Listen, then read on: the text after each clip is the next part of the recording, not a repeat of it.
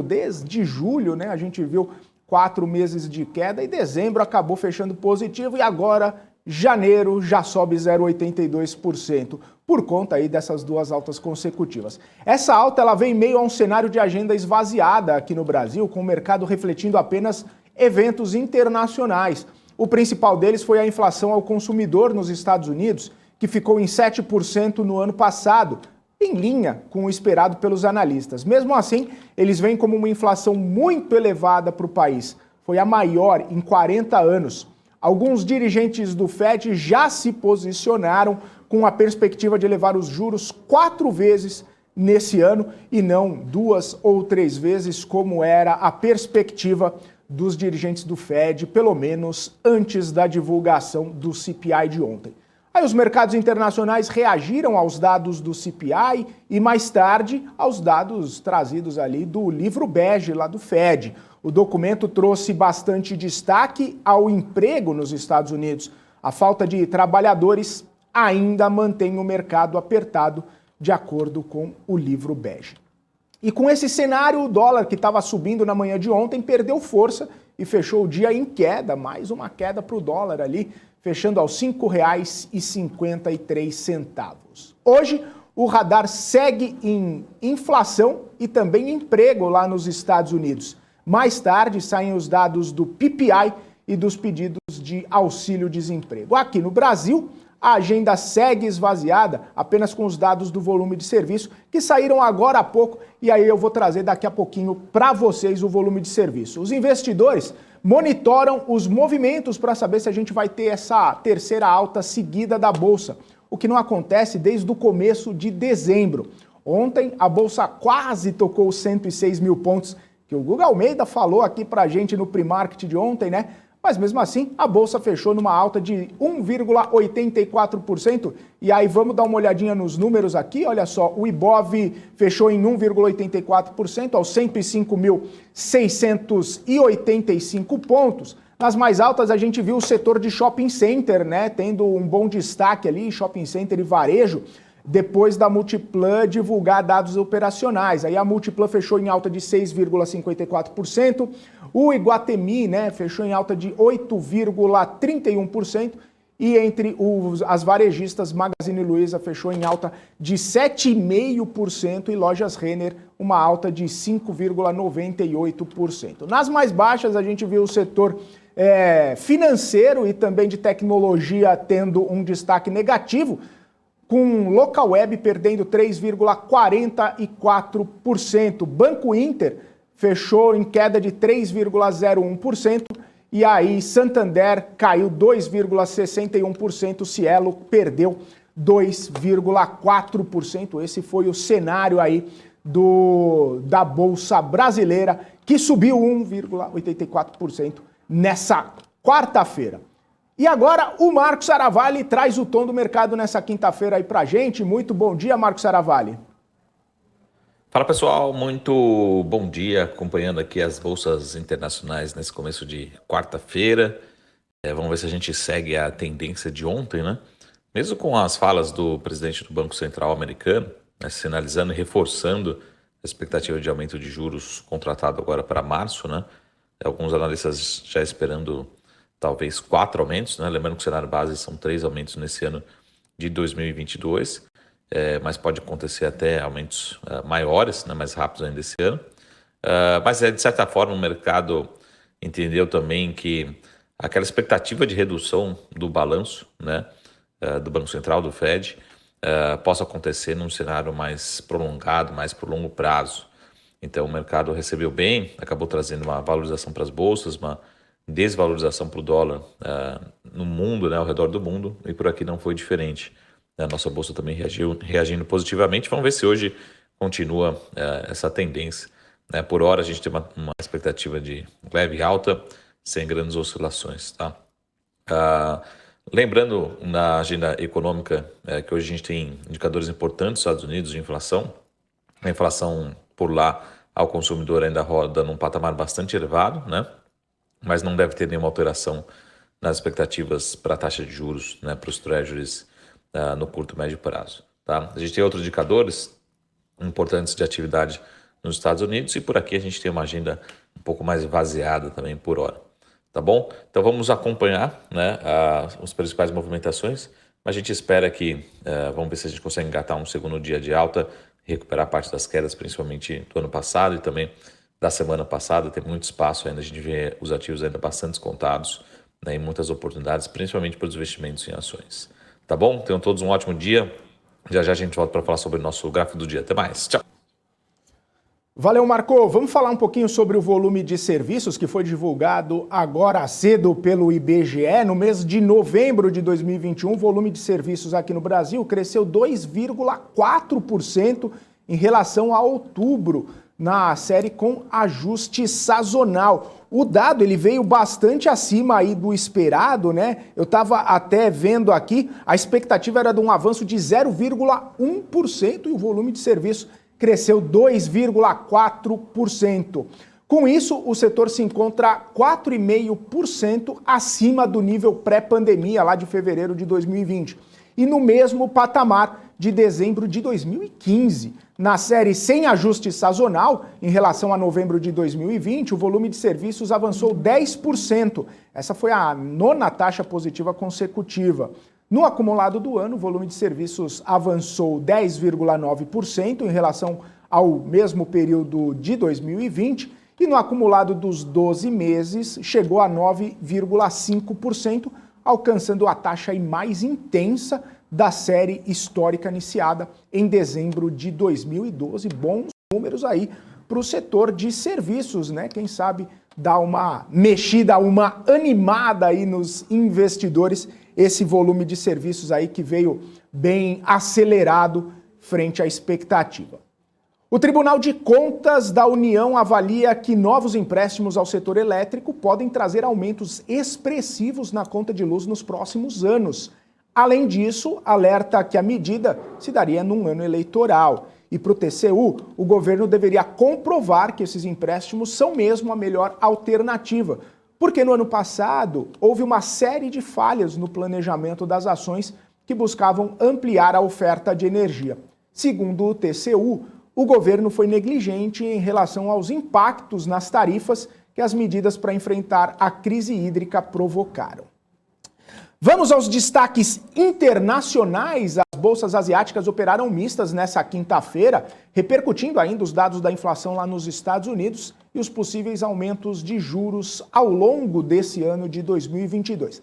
Além disso, o mercado asiático segue bastante pressionado com a inadimplência das empresas. A construtora Sunac China caiu mais de 23% depois de divulgar um plano para levantar fundos com as vendas de ações. Mas não são só as construtoras que estão em crise lá na China, não. A empresa de cruzeiros Genting Hong Kong caiu mais de 50% depois que a empresa alertou para uma possível inadimplência. São 2,8 bilhões de dólares em dívidas da empresa de cruzeiros. E aí, olhando para a China, o Banco Nomura falou que o pior ainda está por vir para a economia do país. Isso porque a China sofre com o coronavírus, com a desaceleração das suas exportações, com o fechamento de fábricas por causa das Olimpíadas de Inverno, e esse fechamento se deve aí para melhorar a qualidade do ar, além, claro, do que a gente estava falando aqui, a deterioração do cenário de crédito lá na China, ou seja, o Banco Nomura está um pouco pessimista com a economia chinesa diante de todos esses fatores aí que tem impactado. E aí esses impactos a gente vê na bolsa lá da Ásia, né? A China continental, elas operaram mistas, né? A China continental, o índice Xangai Composto caiu 1,17%, aí o japonês Nikkei se desvalorizou 0,96% lá na bolsa de Tóquio, e entre os três, apenas o índice Hang Seng, lá de Hong Kong, teve uma elevação de 0,11%.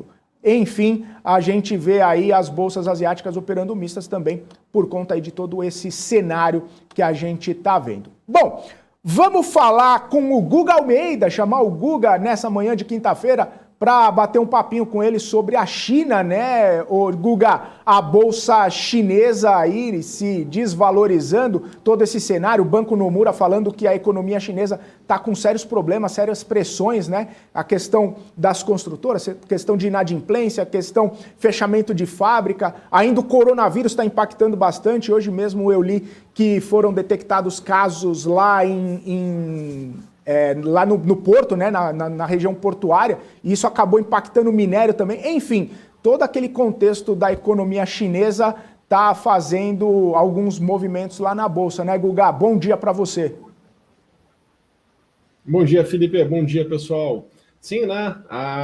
Nós tivemos aí uma recuperação. A gente vai acompanhando principalmente China em função de toda a oscilação do minério de ferro, né, porque vai impactando toda a movimentação de Vale. A gente falou bastante de China no ano passado, principalmente no primeiro trimestre, último trimestre de 2020 e primeiro trimestre de 2021, se falou muito de China em função da movimentação toda que nós tivemos no minério de ferro positivo, isso impactou na Vale e, obviamente, né, a gente acabou tendo mais notícias, né, e convivendo com toda essa movimentação de China. Sim, eles estão passando por um desafio, falamos ontem também sobre isso, né, acho que o número de casos lá de coronavírus e de testes, né, e a movimentação de lockdown e tudo mais, está muito forte, né, num nível semelhante ao que nós vivenciamos lá no início de 2020.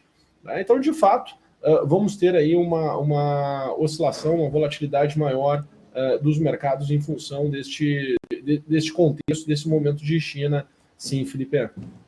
Ô Guga, vamos dar uma olhadinha no gráfico do minério, porque hoje ele está caindo lá na China, mas ele vem de bons momentos, né? Chegou a recuperar algumas máximas aí, 120, quase chegando nos 130 dólares. Vamos dar uma olhadinha no minério aí para ver o que podemos esperar da commodity?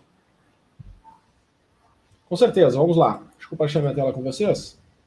Tem dois movimentos aqui que eu acredito ser interessante, né? O primeiro deles é essa movimentação que nós tivemos aqui do dia 30 de outubro de 2020 até o dia 13 de maio de 2021.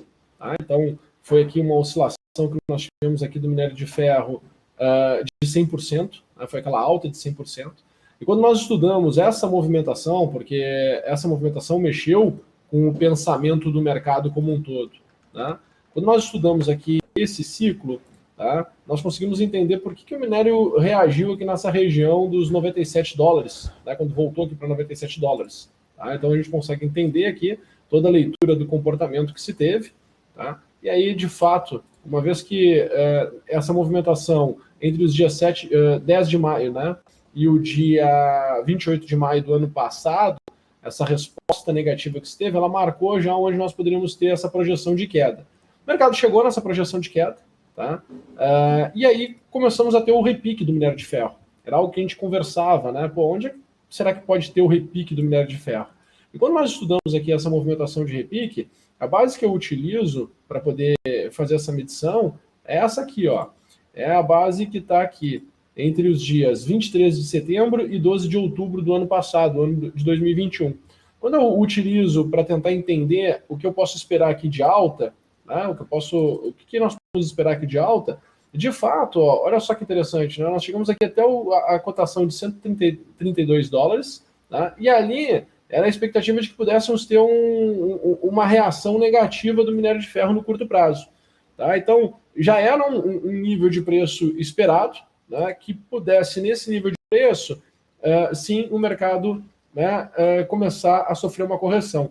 Era entre 115, né, 115,70 e 132,55. Chegou nesse limite de 132,55, provavelmente agora nós vamos sofrer, né, um certo ajuste, uma lateralidade do minério de ferro, né, antes de fato, né, começar a subir com mais intensidade. Tá bom, Felipe? Agora, se por um acaso tiver uma continuidade da alta, consigo enxergar sim minério de ferro, né, num segundo momento, ir trabalhar lá na casa dos 153 dólares, né, a tonelada. Tá? Então, esse aqui é o cenário que eu tenho. Estou esperando que nesse nível de preço a gente tenha uma lateralidade do minério, tá? Para depois sim ir buscar essa região dos 150 dólares.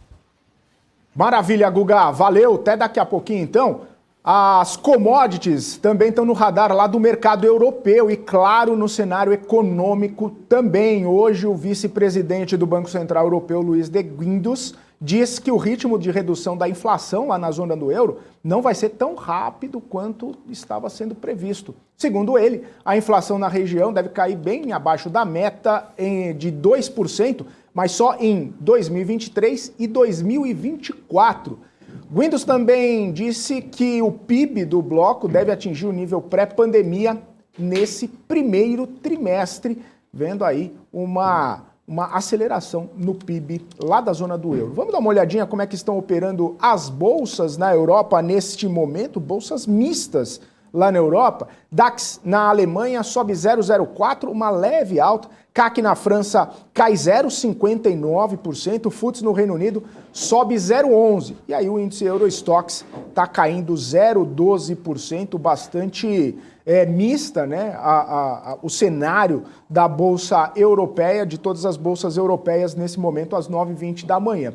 E nos Estados Unidos, a agenda fica por conta da inflação ao produtor, né? O PPI e os dados do seguro-desemprego, que a gente acompanha todas as quintas-feiras lá nos Estados Unidos para saber como é que anda, né, a evolução da economia por lá. O que os investidores querem ver mesmo também é a fala de dirigentes do Fed, né, que podem sinalizar os rumos da política monetária. Assim como a gente viu ontem, né, depois do CPI, os dirigentes falarem sobre aumento de 4 vezes da taxa de juros, falando sobre a questão da diminuição das reservas,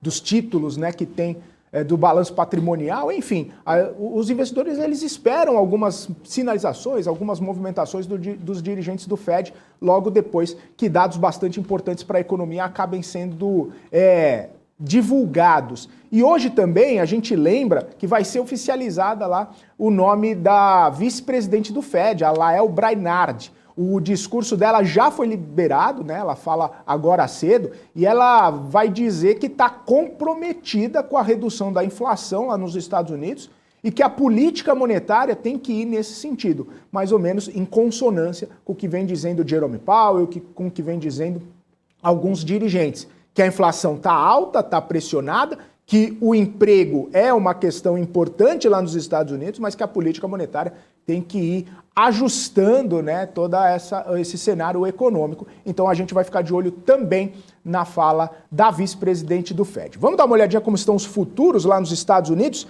Estão operando mistos, mas olha só, Dow Jones sobe 0,07, mas S&P cai 0,03 e também a Nasdaq cai 0,05, né? Então a gente vê aí toda essa questão. E eu quero chamar o Guga Almeida novamente para a gente dar uma olhadinha no S&P, né? Porque o S&P vem de várias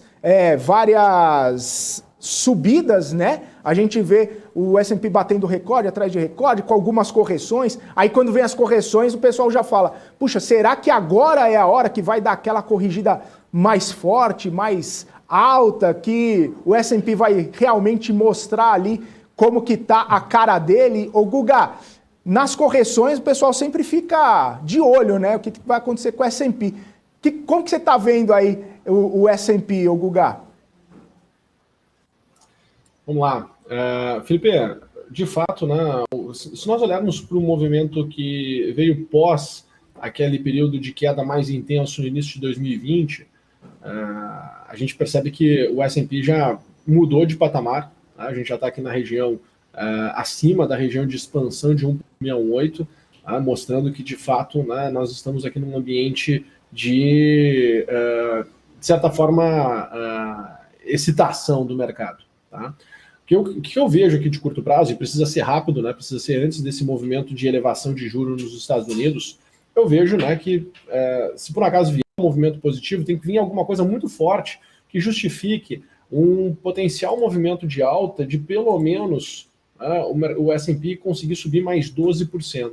A pergunta que eu me faço é, poxa, nesse atual patamar de preço, com toda essa complexidade de mundo, será que tem essa capacidade de subir para esse nível de preço? É isso que eu me pergunto. Tá? E aí eu vou olhando para os meus indicadores, vou tentando entender um pouco melhor o que o mercado está fazendo aqui no curto prazo. Tá? E eu entendo, né, eu sinto que essa última movimentação, né, que começou ali no final de novembro, ali para o dia 22 de novembro, ela começa a gerar muita incerteza, muita insegurança nesses patamares de preço, e me parece que tem uma fragilidade muito forte da tendência de alta. Tá? Isso aqui é característico, é um movimento característico de topo, tá? De novo, para continuar subindo tem que subir muito forte, né? Tem que ter potencial para subir esses 12%. Mas esse movimento aqui é um movimento característico de topo.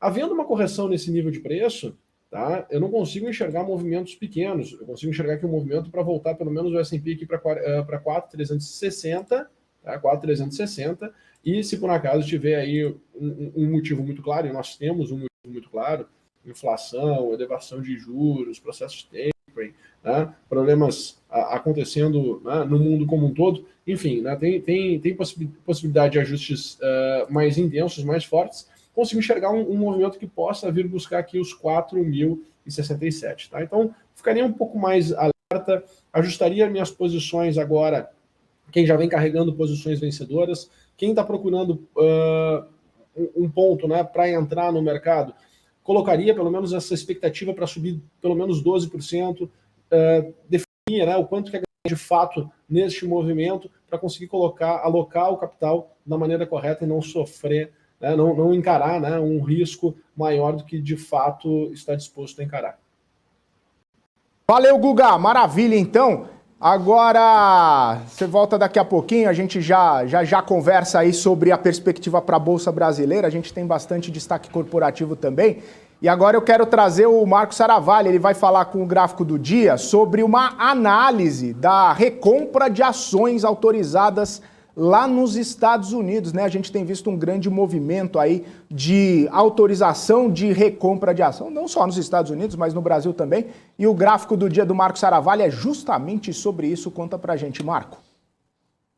Olá, bom dia. Voltando aqui para falar sobre o nosso Gráfico do Dia, né? Tem informações aí que devem ser publicadas muito em breve em relação aos estímulos da economia chinesa. Aqui a gente tem a disponibilidade de crédito, né? Os estímulos de crédito lá na China, né, no gigante asiático, e a gente mostra realmente que pode ter ali no final do gráfico alguma evolução daqui para frente, né? Então a gente continua otimista com o desempenho da economia chinesa nesse ano 2022, consequentemente aí com o desempenho também das nossas commodities. Pode ser um bom ano para as nossas commodities, e esse é um indicador, esse é um gráfico, essa é uma informação que precisa acompanhar muito de perto, que pode ser um indicador aí de reversão, voltando a gente ter vários estímulos, né, uma boa disponibilidade de crédito, um bom crescimento e uma boa expansão de demanda das nossas commodities por aqui, principalmente aquelas listadas em bolsa como a Vale, siderúrgicas e também o setor agro, tá bom?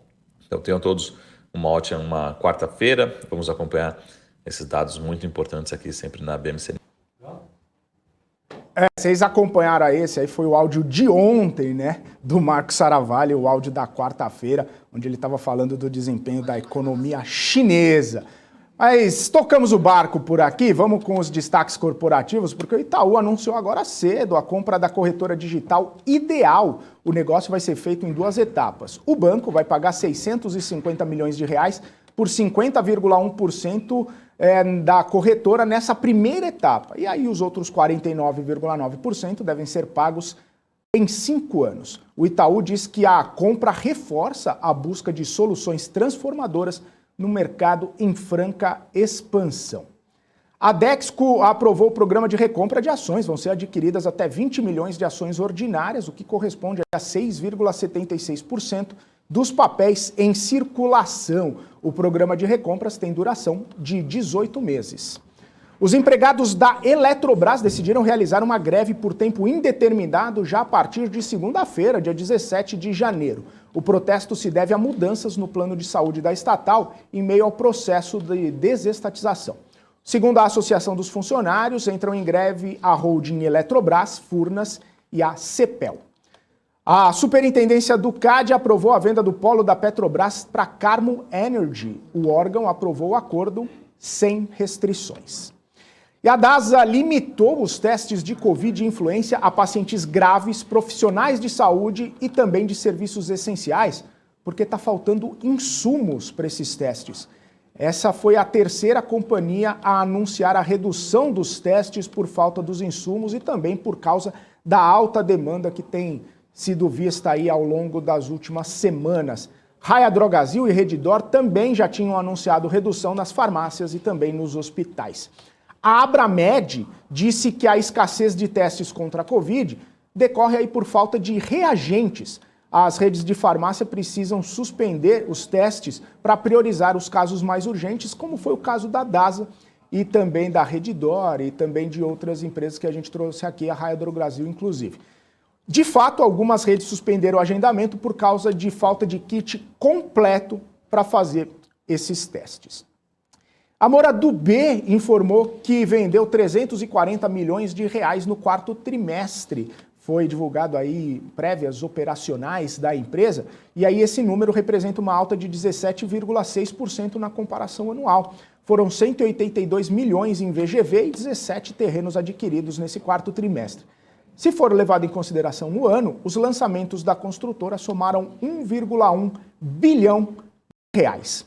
Vamos trazer o Guga Almeida aqui para a gente ver, inclusive, a projeção do Guga, o Guga que trouxe ontem para a gente as projeções, né, Guga? Mostrou o primeiro alvo, o segundo alvo de alta lá. Chegamos no primeiro alvo. Estava até falando contigo, será que a gente tem informações? Será que a gente tem gatilho? Será que a gente tem condições de chegar no segundo alvo lá? Acabou não chegando, mas abriu pelo menos um espaço de otimismo ali para a gente ver a Bolsa subindo pelo terceiro pregão consecutivo. Os dados do serviço também vieram bons hoje, né, Guga? Como que está a sua visão para hoje? Para onde que vai o nosso Ibov nessa quinta-feira?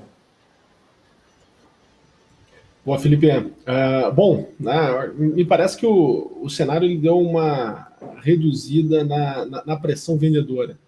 E isso, de certa forma, né, fez com que o nosso Ibovespa começasse a reagir nesse atual patamar de preço. Tá? A gente já vinha enxergando, né, que existia uma possibilidade no mercado, que tem uma possibilidade no mercado de buscar os 114 mil pontos. Tá? Eu estou colocando aqui um ponto de risco na região dos 109.500 pontos do Ibovespa. Tá? Estamos trabalhando. Nota que, por hora, a variação na cotação ainda não conseguiu puxar a média do mercado, né, do nosso indicador aqui, a média para cima, tá? O que mostra ainda fragilidade na tendência. Então, quem tomou risco nesse patamar aqui dos 101 mil pontos, 102 mil pontos, né, legal, tá? Mas precisamos que o mercado ele se mantenha nesse movimento de alta ou lateralize, né, agora no curto prazo. Não dá para devolver tudo que subiu, né, nos próximos pregões, porque ainda estamos ali num momento delicado do mercado.